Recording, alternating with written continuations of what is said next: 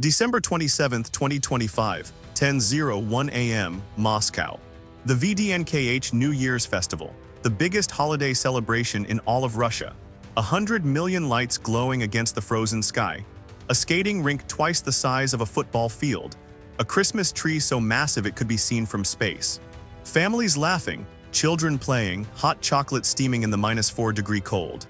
And then darkness. Not a flicker, not a warning, just absolute soul-crushing blackness. The music stopped mid-note. The giant LED screens showing Russian military glory went dead. 100 million fairy lights blinked one final time and disappeared.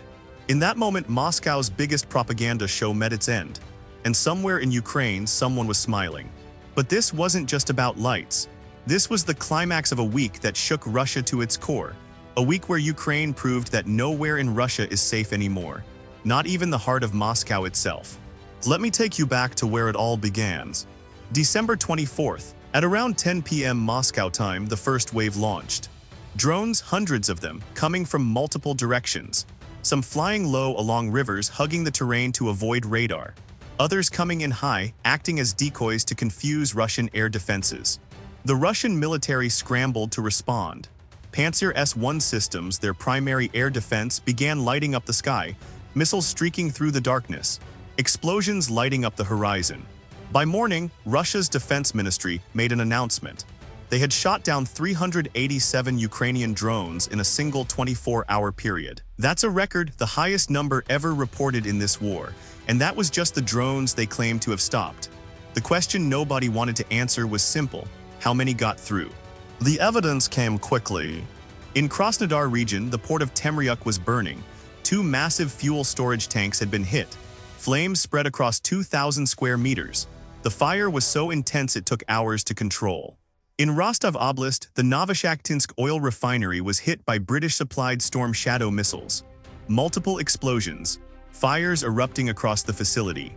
Moscow's airports Domodedovo and Vnukovo had to halt flights. Temporary restrictions, diversions, chaos. And this was just Christmas Eve. Christmas Day brought no peace. Russia launched its own attack. 131 drones sent into Ukraine overnight. The Ukrainian Air Force managed to intercept 106 of them, but 22 got through.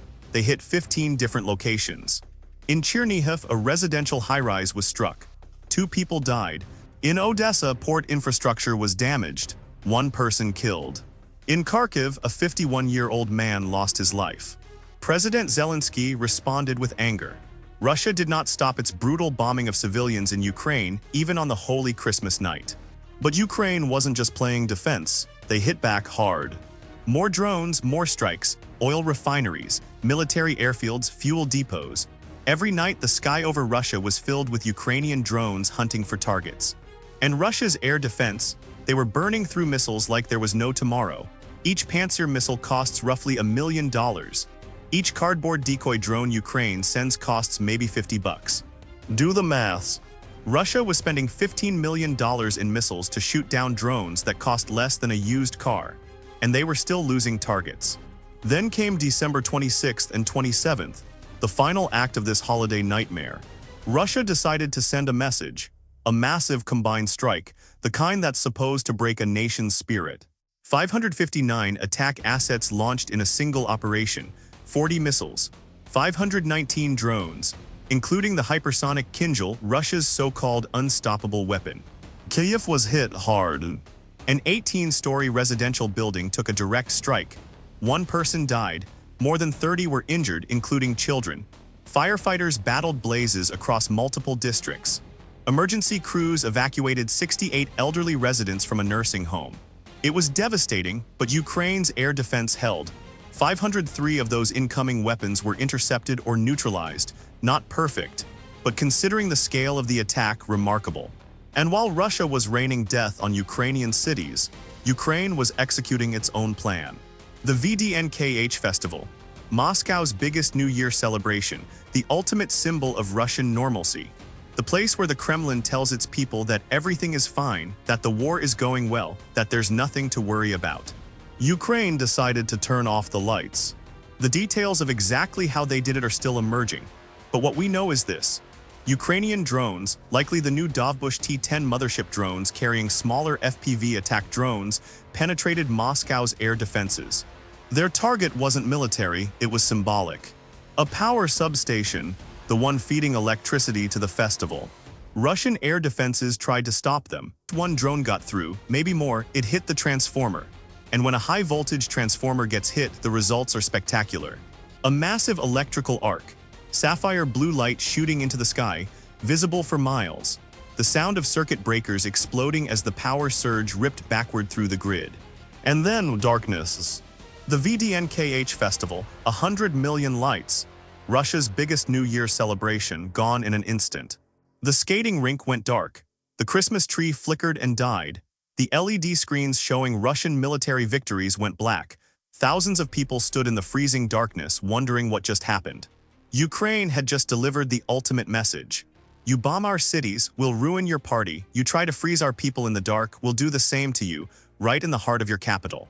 So what does all this mean? Let's look at the numbers. Russia occupied over 1,600 square miles of Ukrainian territory in 2024. They're advancing on the ground.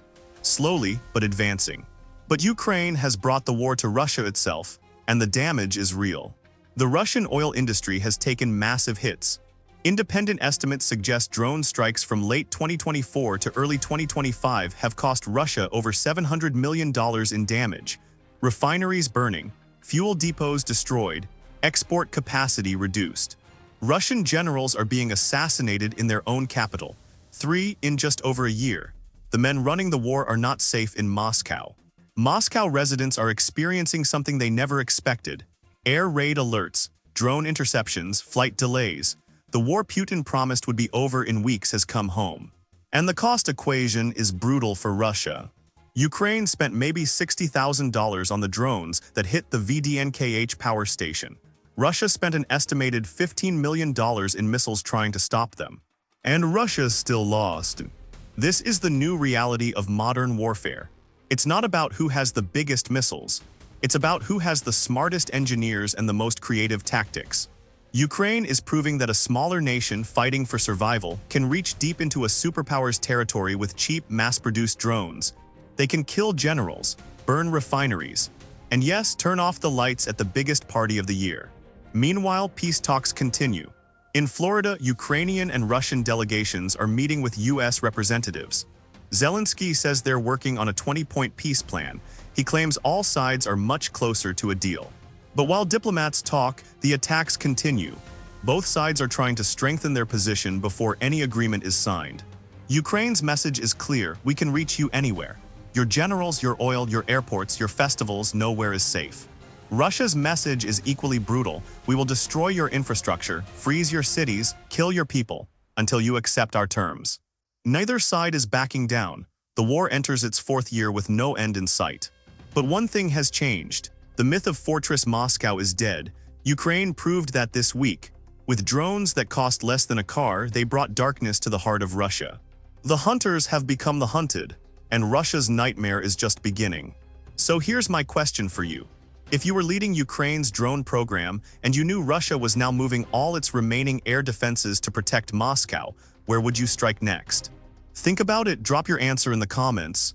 I read every single one. If you found this breakdown useful, hit that like button. Subscribe if you want more coverage like this. And turn on notifications so you don't miss what happens next. Because in this war, things change fast, and the next chapter is already being written. Until next time.